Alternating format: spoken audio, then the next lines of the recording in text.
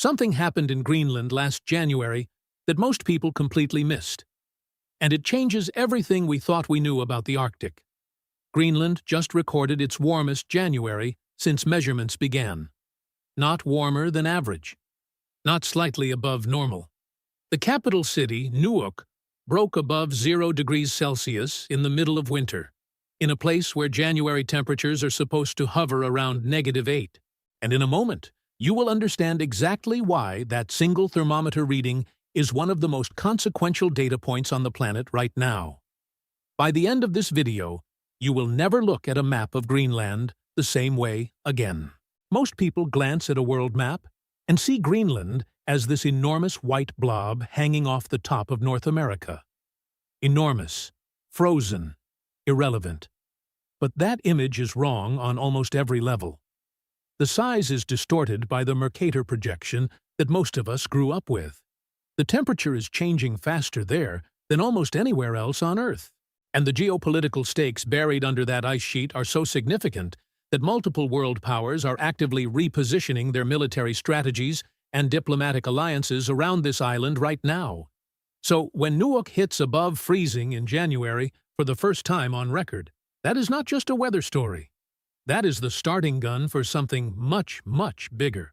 If you enjoy these kinds of deep dives into geography and what maps are not telling you, consider subscribing.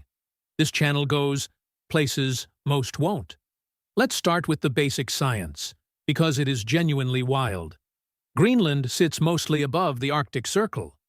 Its ice sheet, which covers roughly 80% of the island's surface, is not just old ice. It is ancient compressed snow that has been accumulating for hundreds of thousands of years.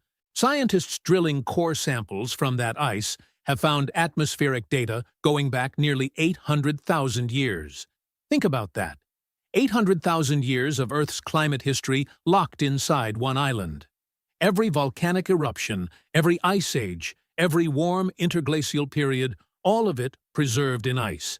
And right now, that irreplaceable archive is melting. Studies tracking the Greenland ice sheet over recent decades suggest it is losing mass at a rate that has accelerated dramatically since the 1990s. Some estimates from climate research institutions indicate that Greenland alone could contribute enough meltwater to raise global sea levels by several meters over coming centuries if current trends continue unchecked. And here is where it gets worse. Or weirder, depending on how you look at it. The warming is not happening evenly across the island. Western Greenland, where Nuuk sits on a fjord system facing the Labrador Sea, is experiencing some of the sharpest temperature swings. January is supposed to be the coldest month in one of the coldest places on Earth. When Nuuk breaks above 0 in January, it means the atmospheric circulation patterns that normally keep Arctic air locked in place have been fundamentally disrupted.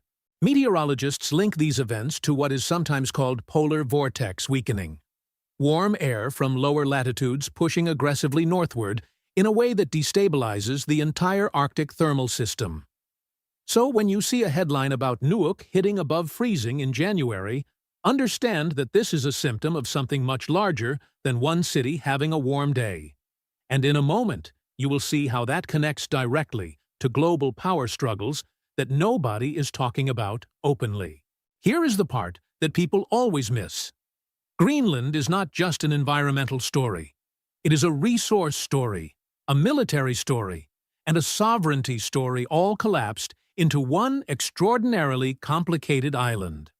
Underneath that melting ice sheet lies one of the most mineral-rich geological zones on the planet. Estimates from geological surveys suggest Greenland's subsurface holds significant deposits of rare earth elements, the materials that go into electric vehicle batteries, smartphones, wind turbines, and advanced military electronics. There are also potential oil and gas reserves along its continental shelf, along with deposits of zinc, lead, iron ore, and uranium that have barely been touched. For decades, accessing most of this was economically impossible because the conditions were too extreme and the logistical challenges too enormous. But as the ice retreats and Arctic navigation becomes more viable, the math starts to change. Fast. This is exactly why Greenland suddenly became front-page geopolitics in the early 21st century. The United States has maintained a military presence at Patuxent Space Base, formerly known as Thule Air Force Base, in northwestern Greenland since the 1950s. That base sits at a latitude where it provides radar coverage, satellite tracking, and early warning capabilities that are essentially irreplaceable in any scenario involving missiles or aircraft crossing the polar route between continents. Russia knows this, China knows this. And as ice-free Arctic shipping lanes become viable for longer and longer periods each year, opening routes that shave thousands of kilometers off traditional shipping paths between Asia and Europe, the strategic value of Greenland does not decrease. It compounds. Some analysts argue that whoever controls or maintains strong influence over Greenland in the coming decades holds a geographic advantage that no amount of technology elsewhere fully compensates for.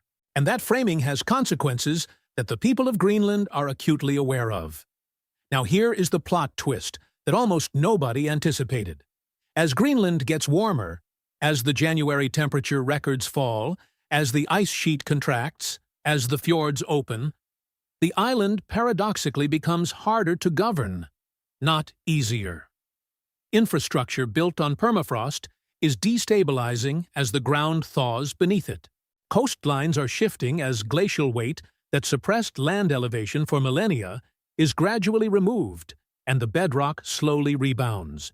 Traditional Inuit hunting and fishing practices that communities have relied on for thousands of years are being disrupted because ice conditions that hunters could read and predict across generations are now inconsistent and dangerous.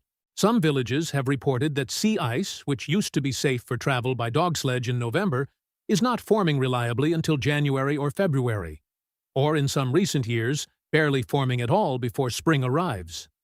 The warming that outside powers see as unlocking enormous economic opportunity is the exact same warming that is dismantling the daily lived reality of the people who actually call this place home. And this brings us to the most uncomfortable layer of this story. Greenland is technically an autonomous territory of Denmark, a relationship shaped by centuries of colonial history that the Greenlandic people have been working to reframe on their own terms for decades. The Greenlandic people, primarily Inuit, known locally as Kalaallit, have their own parliament called the Inatsisartut, their own language, and a growing independence movement that has been gaining political momentum. Polls conducted in recent years suggest a significant portion of the Greenlandic population supports eventual full independence from Denmark. For a long time, the economic case for independence was complicated by the reality that Greenland relies on an annual block grant from Copenhagen that covers a substantial share of its public budget. But if resource extraction from a warming Greenland becomes genuinely profitable, that equation shifts. Some political analysts note that Greenland's path to financial self-sufficiency runs directly through the question of who gets to develop its subsea and subglacial resources, and on whose terms, and with whose environmental conditions attached. That is a conversation happening right now, not in some distant hypothetical future. Here is what most map documentaries skip entirely. The myth about Greenland is that it is simply cold and empty, a frozen obstacle in the North Atlantic with a handful of remote fishing settlements clinging to its edges.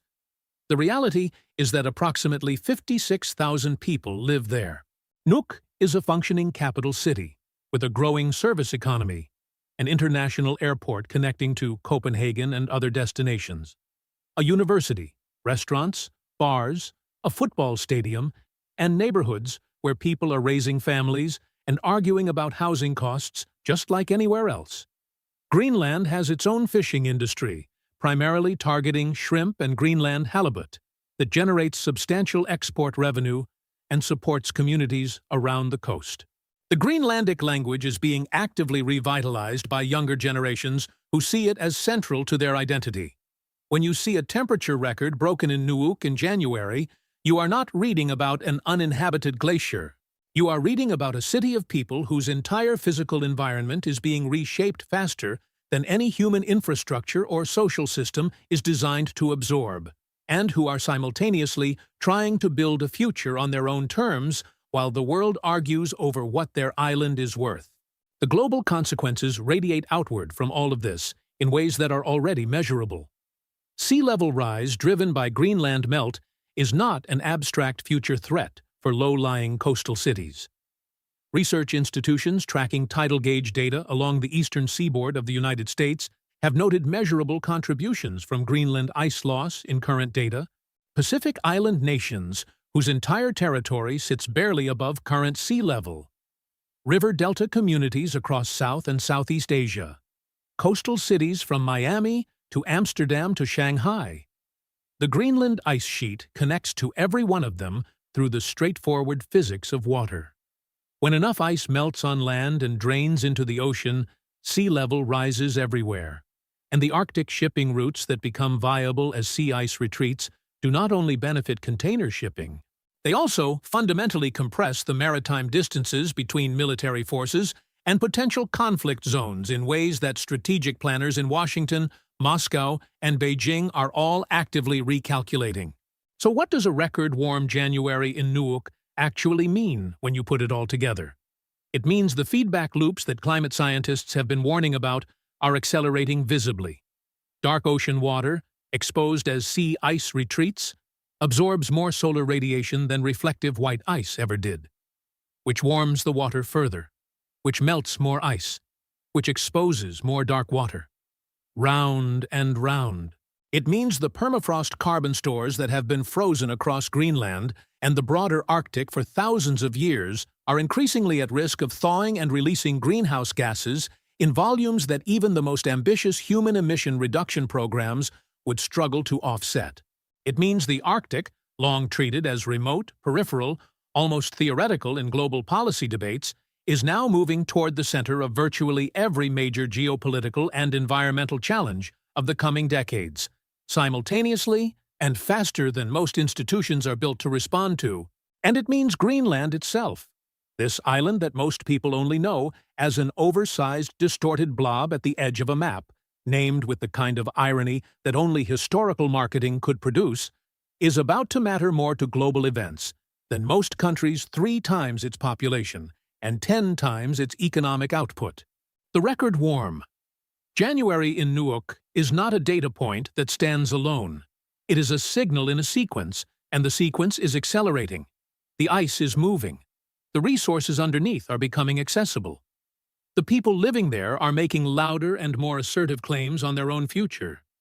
The military powers are repositioning bases and strategy around the Arctic, and the sea levels connected to that ice sheet are rising in ways that will reshape coastlines on every inhabited continent before most of the infrastructure we are building today even reaches its designed lifespan. You thought Greenland was the blank space at the top of the map, the place that exists mostly to make Europe look smaller and Canada look more important than it is. Turns out, it might be the most consequential piece of real estate on the planet right now. And almost nobody is paying attention in the way this moment actually deserves. If this video changed how you see the Arctic and what is really at stake there, drop a like and subscribe so you never miss one of these deep dives. Leave a comment with your answer to this question. Do you think Greenland will achieve full independence in the next 25 years? The debate in the comments is always worth reading. And if you want to go further into how maps distort our understanding of global power, geography, and the decisions shaping our future, there is a link in the description. Stay curious.